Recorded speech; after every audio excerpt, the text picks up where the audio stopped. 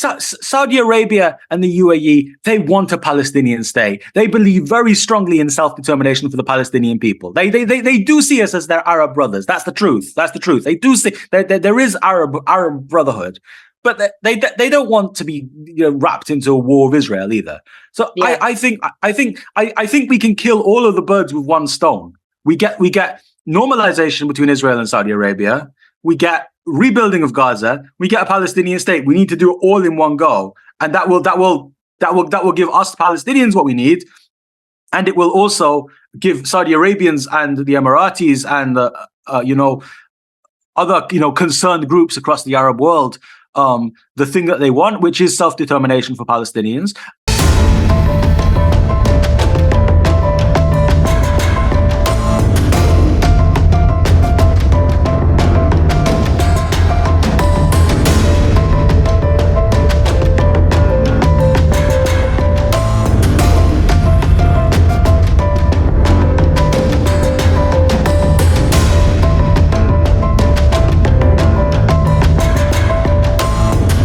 Welcome, everyone. My name is Dr. Shubhda Chaudhary, and this is Middle East Insights platform. And for anyone who is watching it on YouTube, I'd request you to like and subscribe. Today, we are discussing a very important topic, which is what is the future of Palestinian self-determination after Hamas. And for that, we have John Aziz with us. We are very privileged to have his presence. He is a British Palestinian born in the UK with roots in the West Bank. He's a peace activist, writer, analyst of politics and history. He holds a bachelor's degree in data science. John has written on his vision on peace, compassion, empathy, humanitarian alliances between Israelis and Palestinians in various publications like The Atlantic, Foreign Policy, Prospect, and The Dispatch. Today's topic is also very interesting because Hamas, as organization with the disputed history of being, an offshoot of Muslim Brotherhood in Egypt, was technically formed on 10th of December 1987. Over the period of time after 2006-2007, when it took governance of Gaza, and the regular brutalities that continued between Hamas and Israel over the period of time, there were many frictions and many differentiations developing within Hamas leadership too. At the same time, Israel and Hamas were each other's Frankenstein's monster in their own way. With October 7 and almost, we approaching 1 year of the genocide, it is very important for us to listen to speakers like John Aziz, who speak their mind irrespective of no matter how much of trolling. And they give a different, more nuanced and much more strategic point of view, which is about the peace, which we might not be able to envisage at this time and space. So with this, sir, the floor is all yours.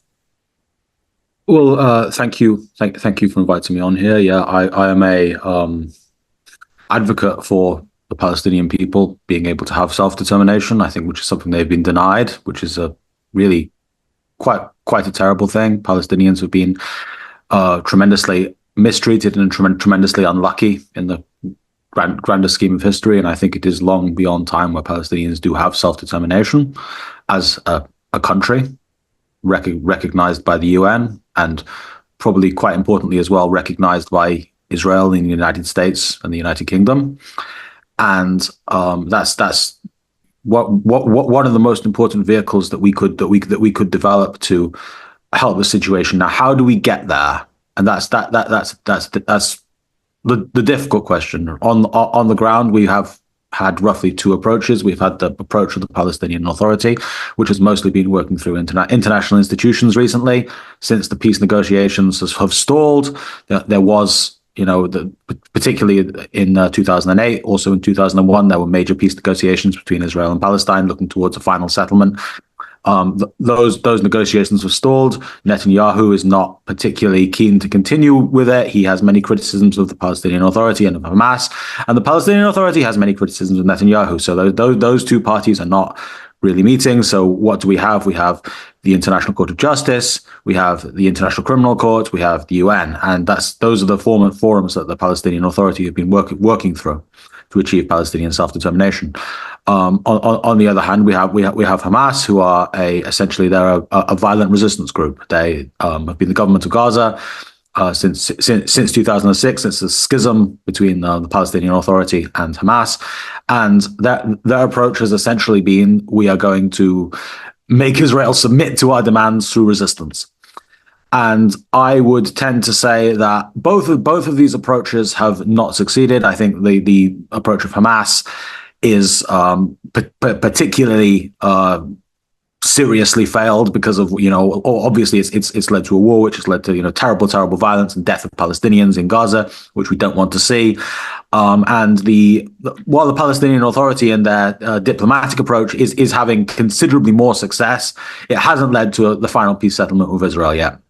So my vision is that we need to return to the negotiations, and we need to agree with Israel to a Palestinian state, and we need to leverage Israel in these negotiations to convince them that this is the best thing for us and it's the best thing for them. And I think the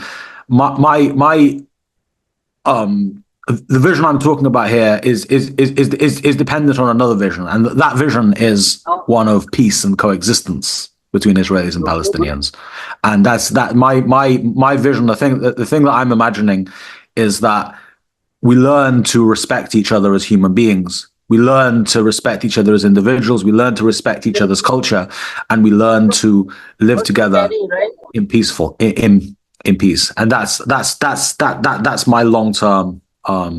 That's my long-term plan, and that's what I'm angling towards, and that's what I believe in the long run will be the most successful thing, because I don't think Israel is going anywhere. I think Israel is very well established. It's very militarily strong. It's very the people there are very determined to continue to be Israel. Palestinians are not Israelis. Palestinians are Palestinians. Palestinians want our own self-determination, and we're not going anywhere either, right? There's been, there are extremists in Israel who will say, oh, we're going to ethnically cleanse Gaza. Gaza belongs to us now. You're all Jordanians. You need to go to Jordan. That's not going to work. That's ethnic cleansing. That's genocide. That's wrong. So we're not going anywhere. The Israelis are not going anywhere. We need to talk to each other, and we need to work together, I think, to live together in peace. That is very true, sir. But what do you see, like, in terms of the voting that took place 2 days back of UN General Assembly, and there were 14 countries, sadly also India, that abstained from it. And what is the legitimate power of UN now in this discourse when, they have not been able to? I know UN cannot stop a war, but even UNRWA, for example, is facing a lot of difficulties in East Jerusalem, West Bank, in Gaza. So what kind of legitimacy now UN has? Most of its funding comes from US, from China. So that is also one paradigm that we have to look into account. The UN is incredibly important in this. In that it has a role, and it has had a role historically of providing a platform for mediation and for dispute resolution. And unfortunately, I think it's another institution that, in the context of this conflict has failed. And we probably there needs to be developments of a new approach. Yes, the Palestinian Authority is bringing new international cases. For example, the one in the ICJ, where they specifically ruled on the occupation of the West Bank and Gaza, and the ICJ decided that it decided in favor of the Palestinians, that this is Palestinian land and Israel needs to leave. And I think legally that's the correct position.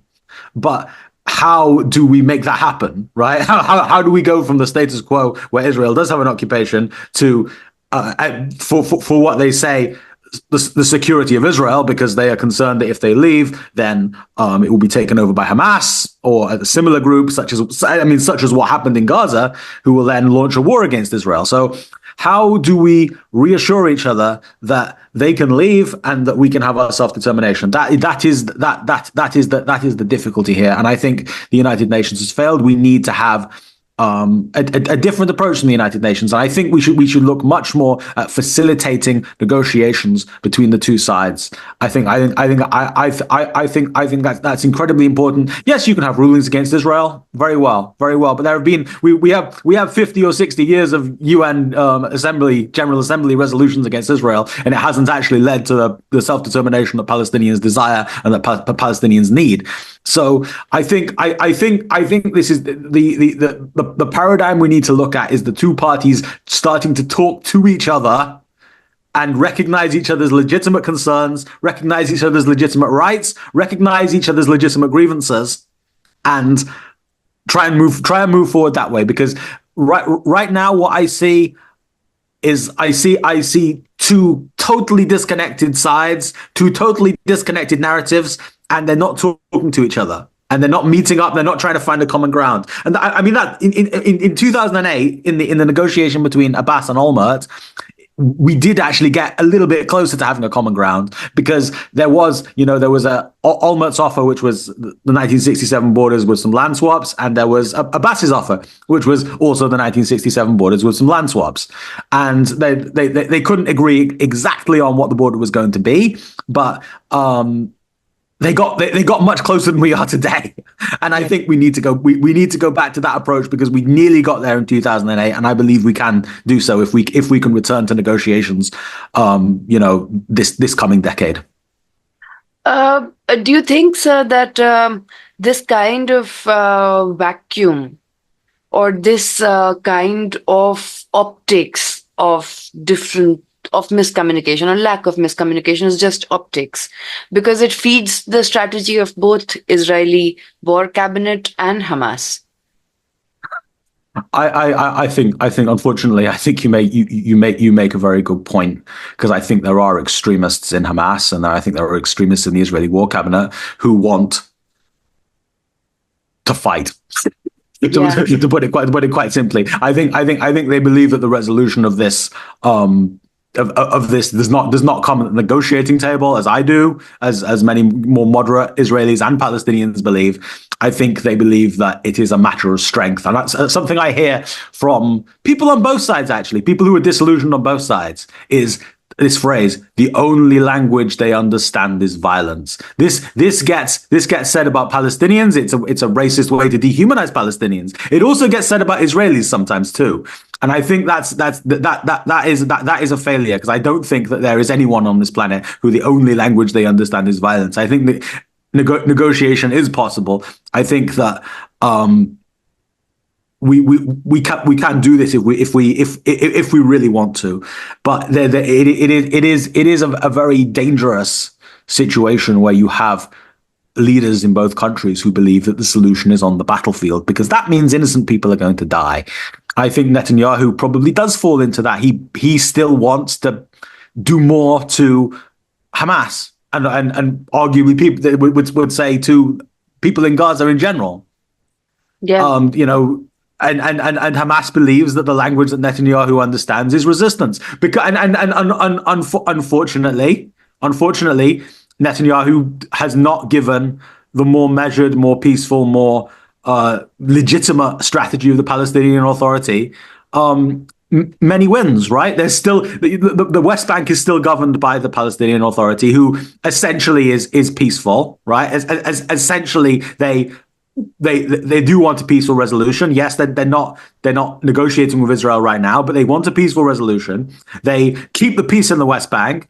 When groups like Lion's Den in Nablus, or various offshoots of Palestinian Islamic Jihad or Hamas are attempting to stir things up in the West Bank, actually the Palestinian Authority keeps the peace.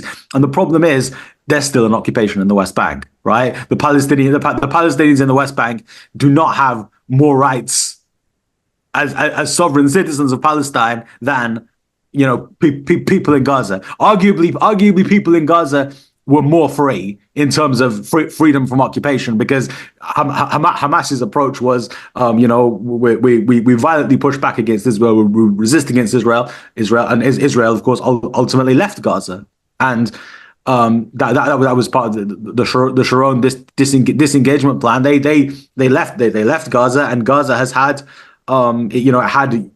multiple years effectively of self-rule. The people in the West Bank actually didn't have that. So unfortunately, sometimes it does appear to Palestinians like Hamas can get more wins than the Palestinian Authority, which is terrible because I'm very, very, very opposed to Hamas. I don't think Hamas's strategy will ultimately work because I mean, as we've seen since the start of the war in October, under Hamas things will eventually disintegrate. But at the same time, I think that Israel needs to recognize that the Palestinian Authority is a million times better than Hamas in terms of being a peace partner, right? No, that is Netanyahu, was why I call Hamas Frankenstein monster of Netanyahu, because he not created, but he took advantage of the fact that Hamas was developing and as a kind of, like an competition to Palestinian Authority in West Bank, and all the arms or supplies or whatever that has come through, be it through Rafah or through Israel itself to Gaza, it cannot come without Netanyahu's or IDF's scrutiny. I mean, unfortunately, you have quotes on record from Netanyahu and from Bezalel Smotrich saying that some variant of the idea, if you want to stop a Palestinian state, a two-state solution, because of course Netanyahu and Smotrich are against the two-state solution. Netanyahu's kind of gone back and forth on it. He's not completely against the two-state solution, but he certainly is now right now against the two-state solution. But on record, you have saying if you want to stop the development of a two-state solution, then Hamas is less bad than the Palestinian Authority. I think Frankenstein's monster is a really interesting description of the situation because on one hand I would disagree and I would say that Hamas reflects attitudes in Palestinian society that did exist before Hamas. They existed organically and have existed, going back in the Arab world over 100 years. At the same time, unfortunately, it has been convenient for those in Israel who don't want a two-state solution, who believe all of the land is Eretz Israel, the land of Israel, and all of the land in Gaza and the West Bank will eventually become part of Israel. It serves them. It serves those people's narrative to have Palestinians led by a violent group who don't want a two-state solution. Now, I personally, if it was up to me, we would reach an agreement. We would have a two-state solution. I think a Palestinian state could be very successful in the same way that Singapore is successful, in the same way that small states across the world, including Israel, are quite economically successful. I think it's perfectly plausible to do that, but Hamas don't. And if there are people in Israel who want, and in the Israeli government who want all of that land, then Hamas serves their agenda, unfortunately. As tragic as it is for the innocent people in Palestine who are dying and the innocent people in Israel who were killed by Hamas, as tragic as it serves the agenda of people who want all the land. Yeah. And with Hamas, I have a certain kind of cognitive dissonance. Because I understand the first Intifada, I understand the socio-economic and political reasons that led to the emergence of supposedly the coalition of Hamas. I also understand that Khalid Mishal and others had been continuously talking about Hudna, which is like the ceasefire, a temporary ceasefire with Israel since 2000. I also understand that Ismail Haniyeh, who was murdered, was one of the pivotal figures who was talking for the ceasefire negotiations. But at the same time, I do not understand about Hamas is the kind of authoritarianism that they do have in Gaza. For example, if anyone puts a simple social media post against Hamas, they'll go, It's happened to people I know personally, right? And but there is a lot of suicide bombing, specifically through children who do not know what it means. So the symbolism of using children again by Hamas is something which I find a bit disturbing. Not that I'm not putting the blame on Hamas. I understand that they'll have to fight with what they have, but this kind of very authoritarian and totalitarian regime that Hamas started, there are many factions, you know, along with Hamas, which are anti-Israel. It's the Islamist Jihad. So many, like China had 14 different factions in the Beijing Declaration. I don't even know what 14 different factions of Palestinian resistance are. Some of them are very small. But the entire overarching voice that Hamas has become over the period of time, just as Netanyahu has become the overarching voice of what is Semitism and what is not,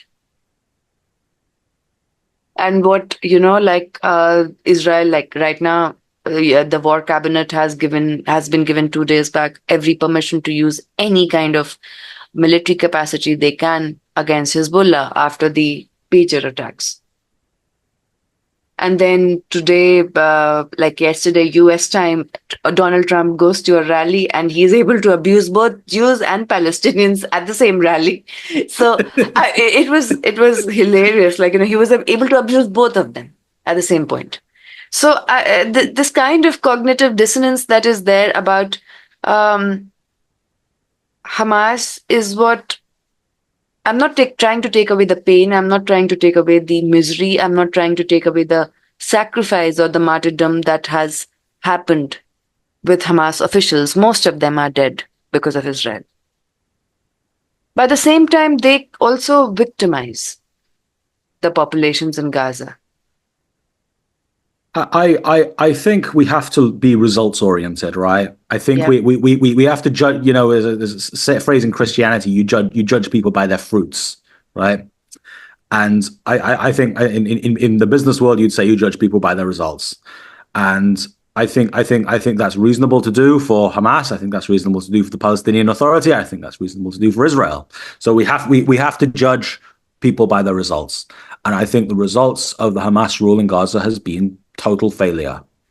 At a time, it looked like there was more autonomy in Gaza than there was in the West Bank, and I think that was true. But I think they scuppered that in the end. They decided that their strategy was going to be October the 7th. It was going to be in a terrorist attack that would intimidate Israelis into giving up on their ideology of Zionism.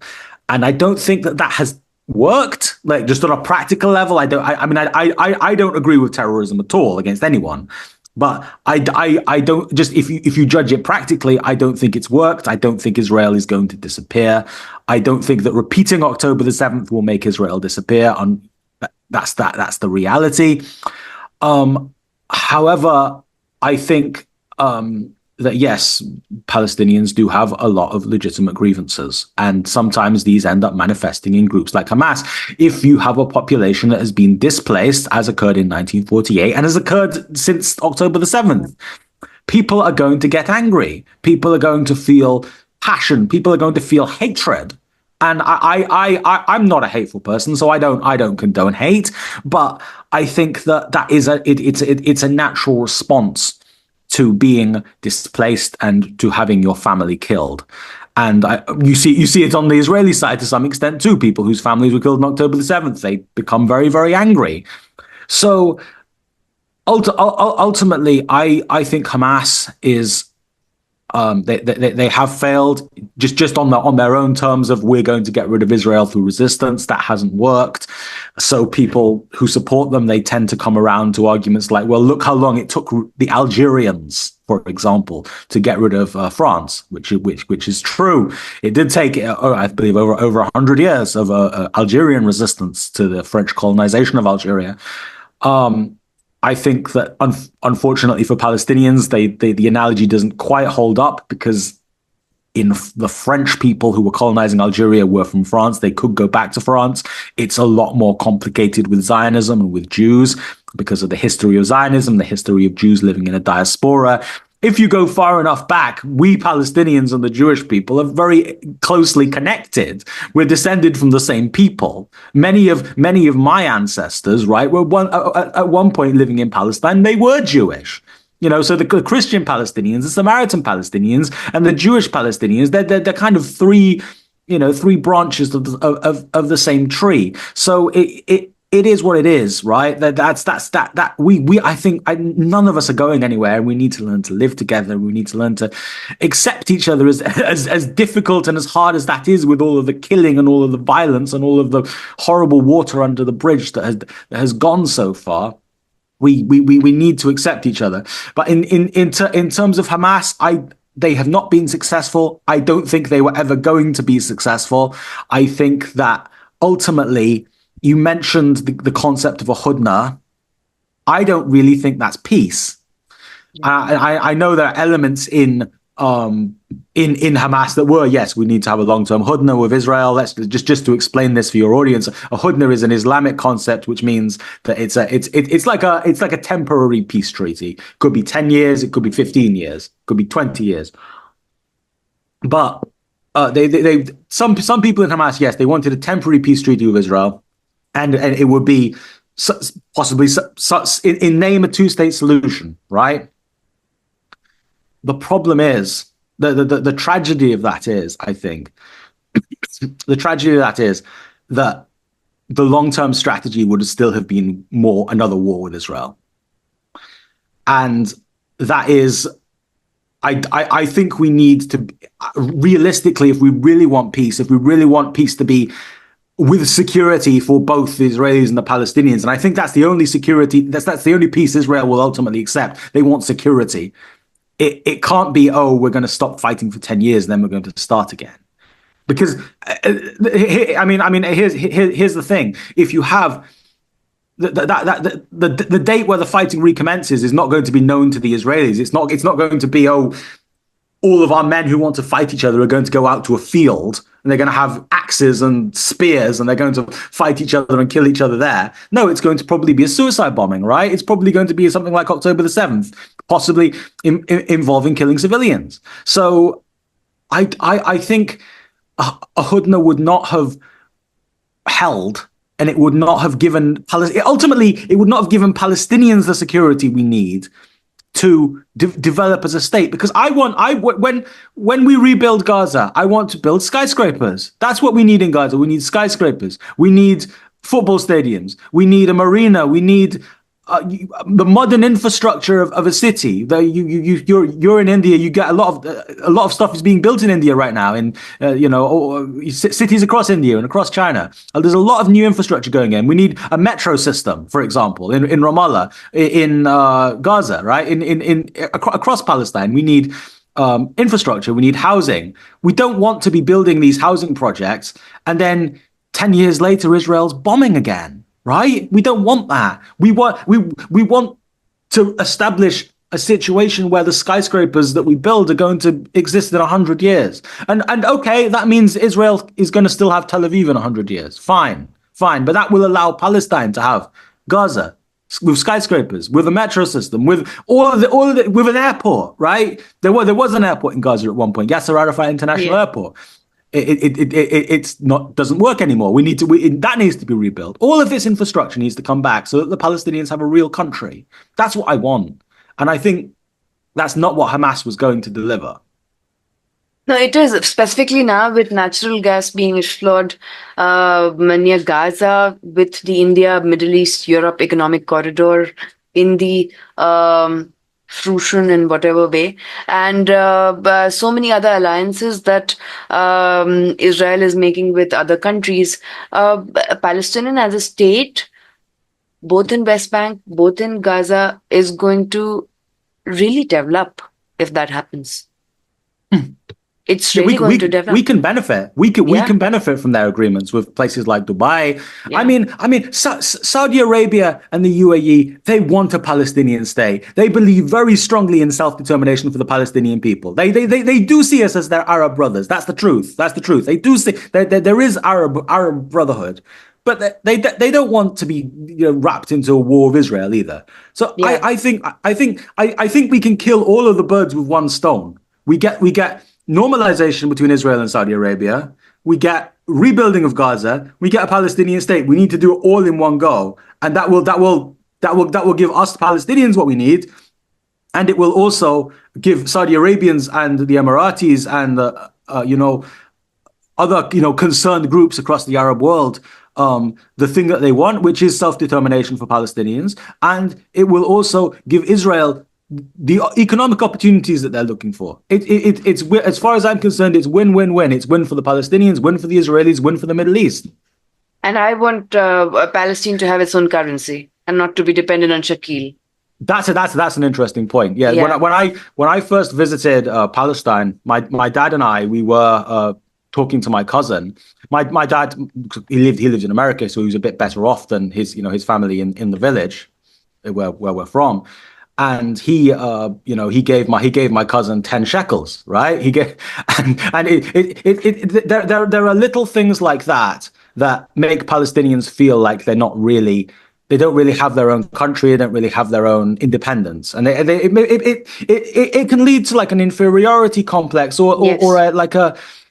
It hurts your self-esteem. It hurts your self-esteem, and it makes you feel like you're not equal. So that's a really interesting thing you bring up. And yes, I recognize that too. I think the most important thing for a Palestinian state is no more checkpoints.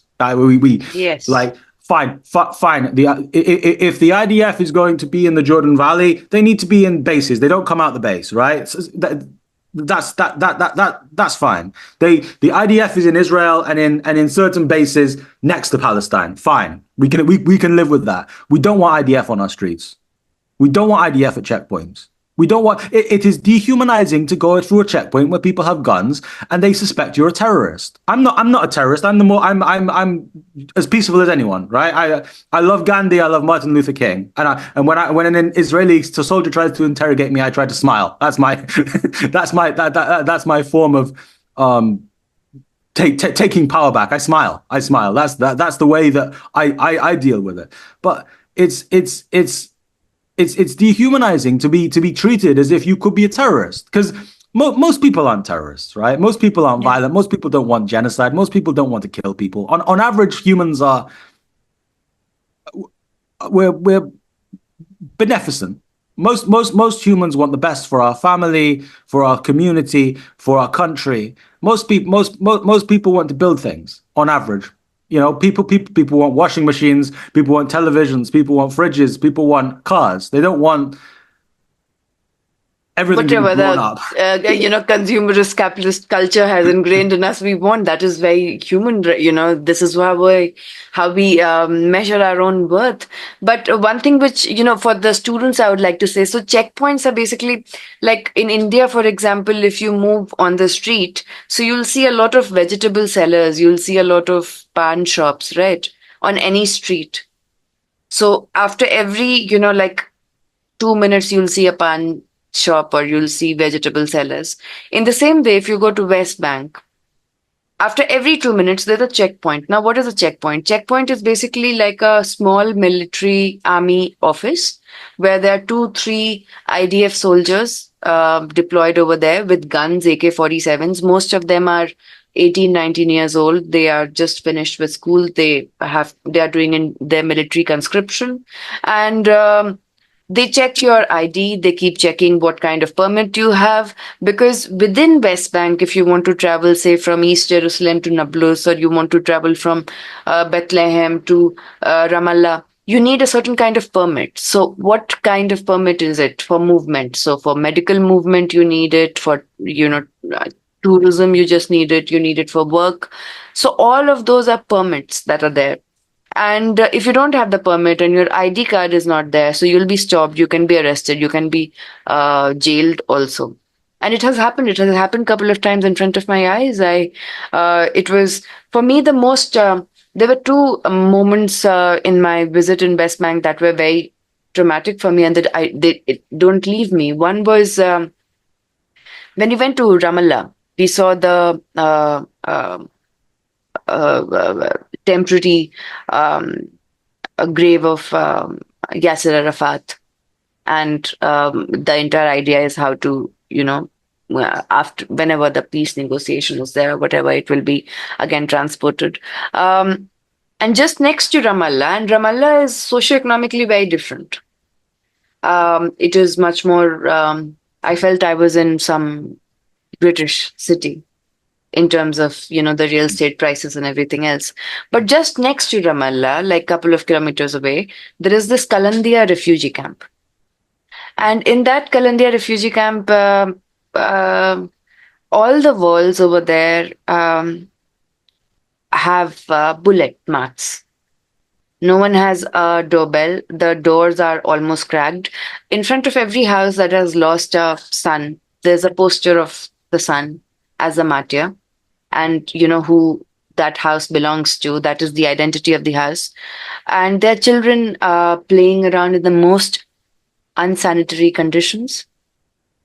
Which was quite difficult to see. The second was we got, because of the diplomatic support, we got the permit to go to the Dome of Rock and the churches. Yeah, but I've been to those. Yeah, and so beautiful. And the Palestinians cannot go. I know. It's so tragic. Yeah, it was very difficult for me. But now coming to the two questions that is asked by one of our volunteers, his name is Gaurang Salkar. His first question is, what's keeping the two moderate people from both the sides from engaging with each other?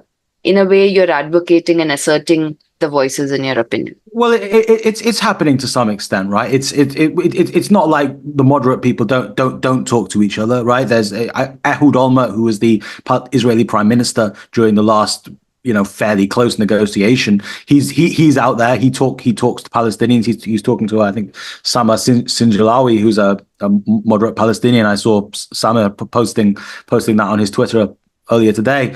So I think there are. There are moderate Israelis, there are moderate Palestinians. They are trying to talk to each other. I think one problem is numbers. There's not that many of us. I think a lot of people in our Palestinian society have been radicalized. I think a lot of Israelis have been radicalized. So that's a problem. I think that social media is a wonderful thing. I think social media has given. I've met a lot of people who would identify themselves as moderate, liberal, pragmatic Israelis in the last year who I would say, unless they're lying to me, I don't think they're lying to me, but unless they're lying to me, they genuinely do want peace, right? But they feel like they're kind of at the mercy of their own government that really is not minded on peace right now.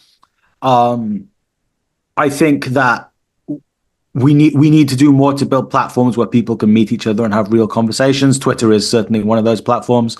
My peace activism started with small Facebook groups where I would meet and I would go and talk to Israelis who told me they wanted to have peace, and I would listen to their stories, I would listen to their history, I would listen to their perspective, I would try and understand things from their point of view, and I would try and think about what can I do to support peace.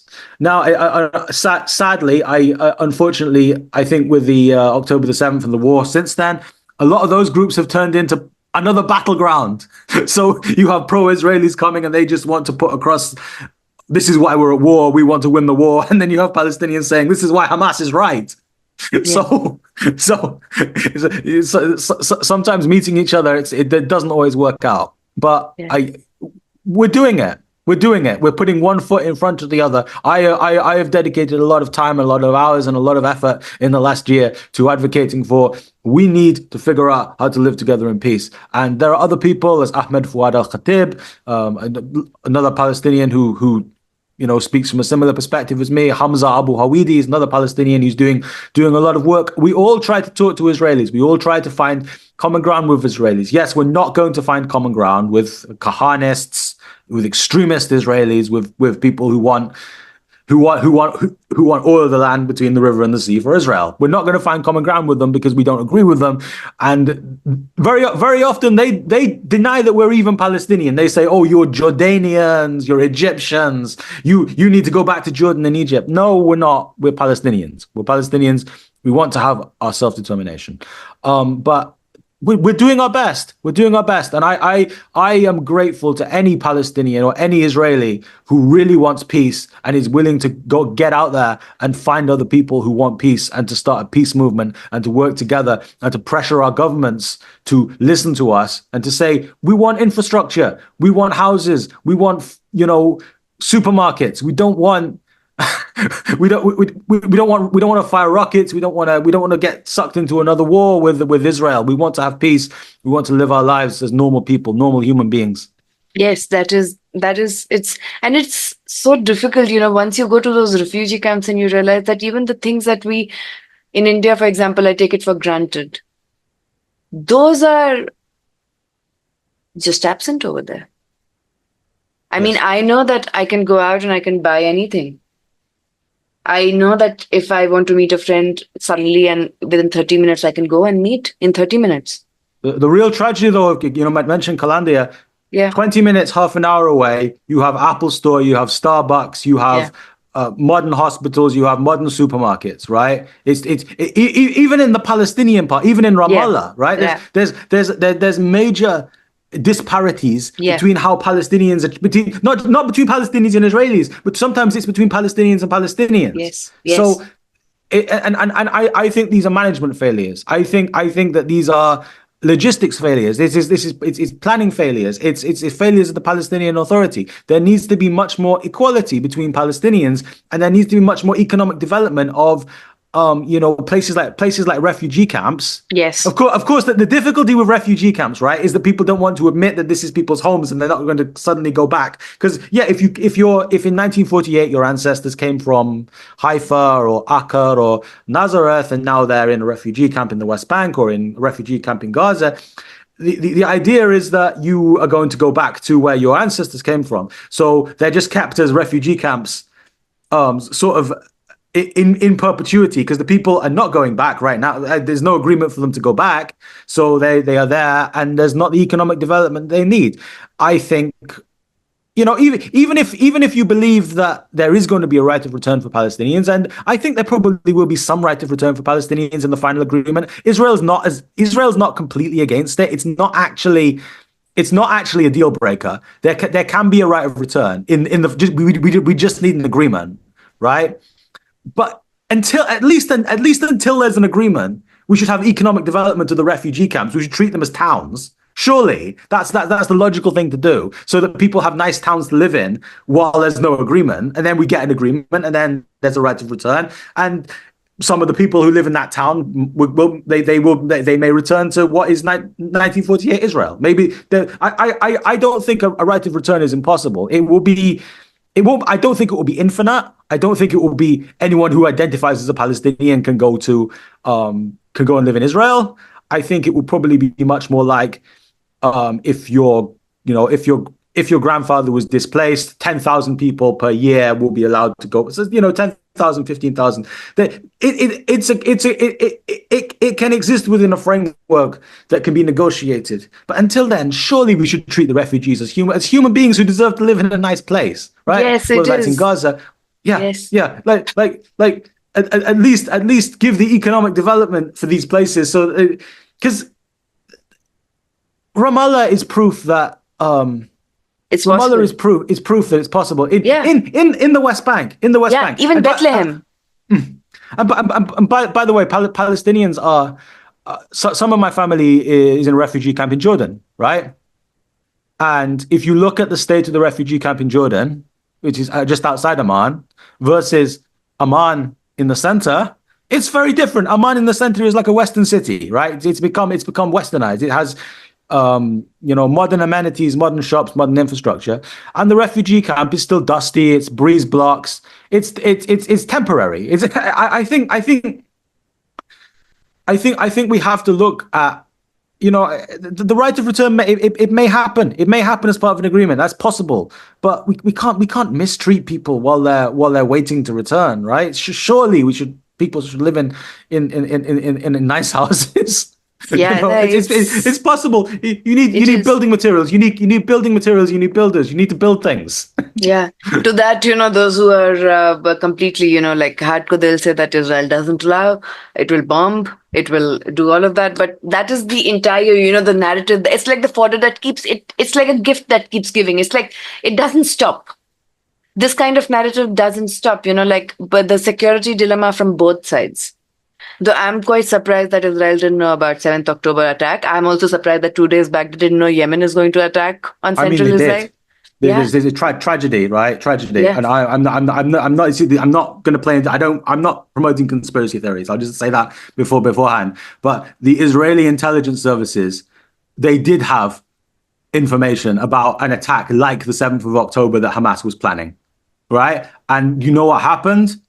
The information was dismissed as, they called it aspirational. They said this is not realistic. This is not a realistic plan. They did actually get foreknowledge that Hamas was planning to do an attack where they would get paragliders and go over the fence, because they have spies in Gaza, right? Yeah. The Israelis have Yeah. spies in Gaza, so they got information about. I don't think they had the date. I don't think they had the like the low level specifics of it, but they had an idea that that Hamas was planning an attack like that, Yeah. and they did not believe it was going to happen. I think So they that was the shifted a problem. lot of troops from Gaza to West Bank. Right. Yeah, that also took place. It was like, like let it happen kind of. So I think from my perspective, I'm not Israeli. I don't vote in Israeli elections, but I think that if I was Israeli, I would want to punish Netanyahu. I would want to punish Netanyahu's party. I would want to punish people from Netanyahu's ideology who failed to protect Israel on Yeah. 7th of October. I think there were serious security failures on the Israeli side, right? I don't deny that. Yeah. I don't think that excuses Hamas. I don't think that justifies Hamas. I don't think that means it's Israel's fault. I think Hamas was the people who did it, but there was serious security failures, and I think Israelis should vote out Netanyahu, because I think he is responsible for these security failures. I don't know. It is completely, like I've talked with a lot of Israelis who are completely critical of Netanyahu. There's so many, even before 7th of October, there were so many protests happening against his, like the taking power over judiciary and so much of corruption cases against him. But he has a lot of nerve. So, and he has a lot of financing. He has a lot of chutzpah. And it doesn't really, it's the other way around, it's like, doesn't matter, Donald Trump or Kamala Harris, whoever comes, will continue. So that kind of, and he doesn't care about the hostage families. He may care a little bit about them, but I don't think he cares enough about them, because I don't think he's not, certainly not prioritizing them in the way that I think they should do. I think that it is important to they already managed to do it once. It's important to agree a deal where there's going to be release of hostages. They managed to do it back in November. Yeah. And they got people like Emily Hand, who was this Irish Israeli child. Yeah. So, I think over 100 hostages were released. I think, again, we're discussing what Israel should do. I'm not Israeli. I don't get to vote in Israeli elections. Me but too. I think Israelis should absolutely prioritize the release of the hostages. I think that is incredibly important. And there are many Israelis who I speak to who are peace activists like me, who say absolutely our priority right now should be the release of the hostages, and not I think Hamas is done as a long-term thing, right? And I think that what Israel does to Hamas in terms of war, in terms of violence, I don't think that is the thing that is going to destroy Hamas. I think October the 7th destroyed Hamas's legitimacy as a governing party in Gaza. I don't think the Arab world, Israel, the United States, China, the EU, any of the concerned parties want Hamas to be the rulers of Palestine after October the 7th, right? I think Hamas destroyed their own legitimacy. So, whether Hamas is in power in Gaza for another 2 weeks or 2 months or, God forbid, 2 years, eventually Hamas is going to be done. Yeah. And I think that to me, that suggests that the Israelis should absolutely prioritize getting their hostages. That is very important. That's my. As a Palestinian, I think Hamas is done. I know lots of Palestinians who, they may not go as far as me, but even they recognize that Hamas is done. Hamas is finished as a force, because they're not. they haven't succeeded on Palestinian terms of promoting the Palestinian national interest, and they've also committed incredible atrocities. So they are done, and they will be gone sooner or later. Whatever process is put in place to rebuild Gaza needs to move beyond Hamas. Yeah. Gorang is asking another question, and this is a very naive question, but an important question. The question is, how does one become a peace activist?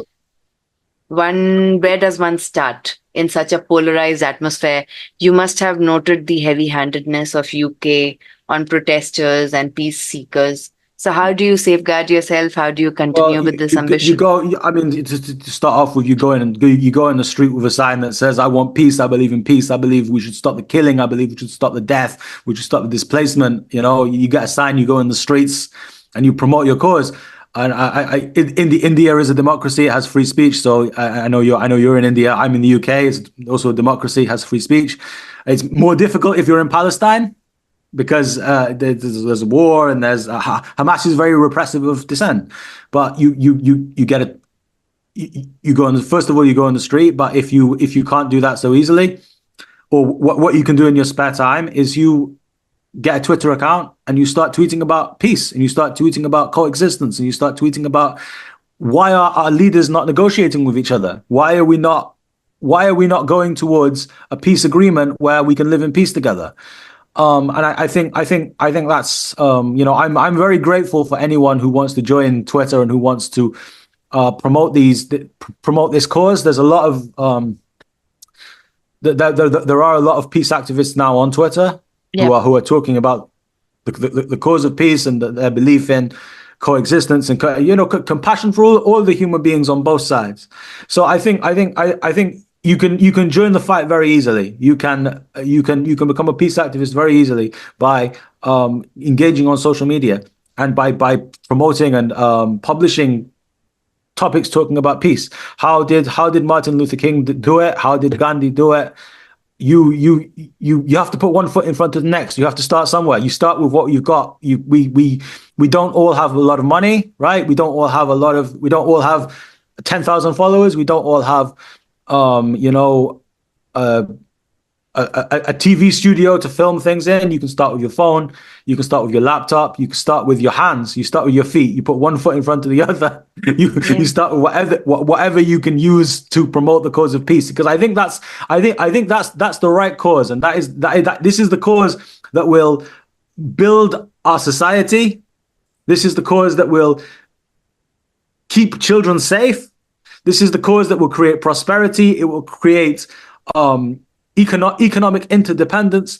Ultimately, it is the cause that will lead to human advancement, that will allow us to do amazing things. Like if we're not fighting each other with rockets, we can send rockets to Mars, right? Yeah. We can send rockets to the moon. That's that. Like let's stop fighting each other and start thinking about going to the moon, thinking about going to Mars, thinking about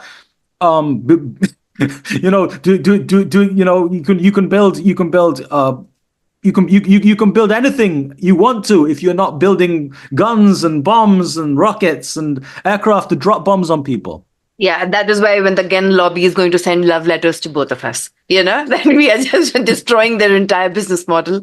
So coming to the next question, Shrishti, we have already answered on how Palestinian civilians view at Hamas. The next and the last question is by Adesh, and he asks that as far as the recent UN resolution is concerned, many of the countries abstained from the meeting, sadly, including India.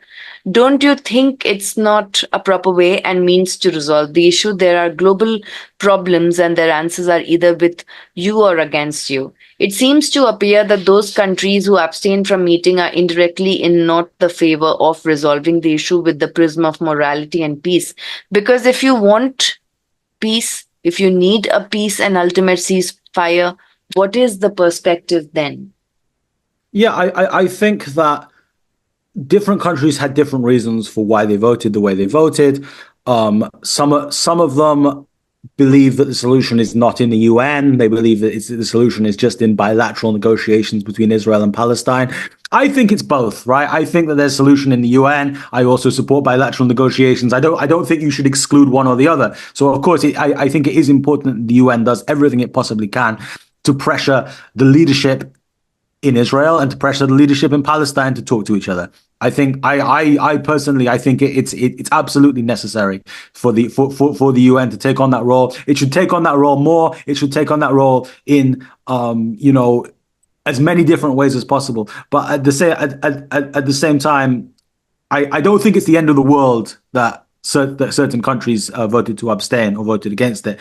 There are always going to be different perspectives on things. Not all countries are ever going to agree on how to achieve a thing. Even if they agree, even if all countries agree we want peace, not all countries are going to agree on what's the best road to get there. So I think if the UN wants to be credible, the most important thing it can do is to kind of merge the two approaches and to try and get the Israelis and Palestinians to talk to each other within the UN, right? They need to facilitate a process of negotiation and of trying, like, sort of a peace and reconciliation process, like what happened in South Africa after the end of apartheid, right? There was a process through which the legitimate grievances of people on both sides could be heard, and you could hear, this is what happened to my family when they were abused by the police, the apartheid police in South Africa. The people who'd been hurt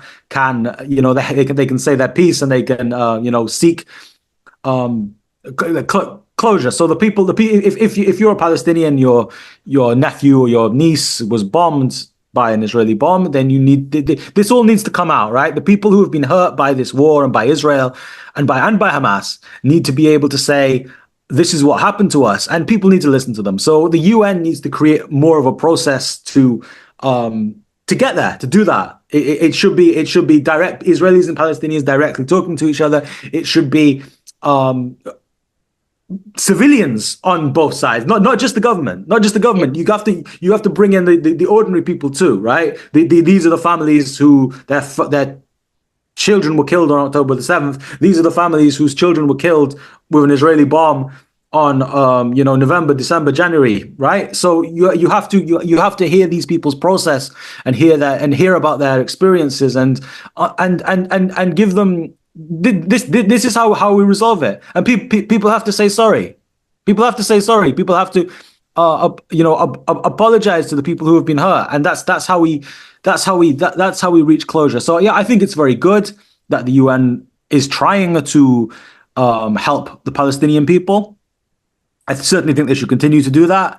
I think that bilateral negotiations is very, very important, though, and we should absolutely be looking to encourage that and to get people on both sides talking to each other. Because it's one thing to have, if you talk to an Israeli, you'll hear the Israeli perspective, and this is what Israel wants. This is what Israel wants. You talk to a Palestinian, this is the Palestinian perspective. This is what Palestine wants. This is what Palestine wants.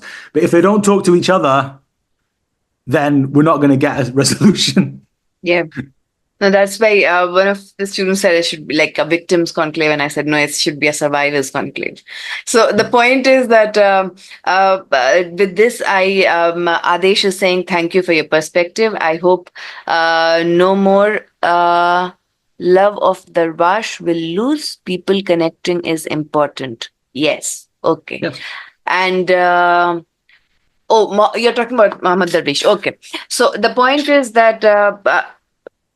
Thank you so much, sir, for being present today and talking with us nonstop. And it was like a very fluid and impromptu conversation. There was nothing. I enjoyed it a lot. It was a very interesting conversation. It was a very interesting conversation. It's very rare because it's like, often we come from our own ways of thinking, our ways of ideology, our own ways of socio-political backgrounds that we do not communicate, but this was a real communication.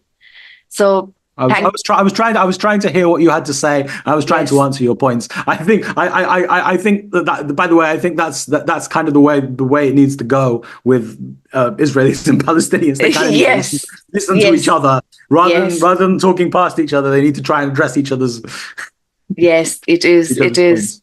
And it reminds me of one of the Palestinians I met who once told me that when two elephants fight, it is the grass that suffers. Yeah. And this is something which I say in every podcast because though I can't name him, but That's a beautiful quote. it's a beautiful quote and it makes you think a That's a lot. beautiful quote. It changed my entire world in a day when I was just like one-sided, like, That's a beautiful, very is, thoughtful quote. yes. And everyone has paid a price. I'm pretty sure that he must have also. Yeah, Yeah. no doubt. So thank you, everyone. Thank you, all the students.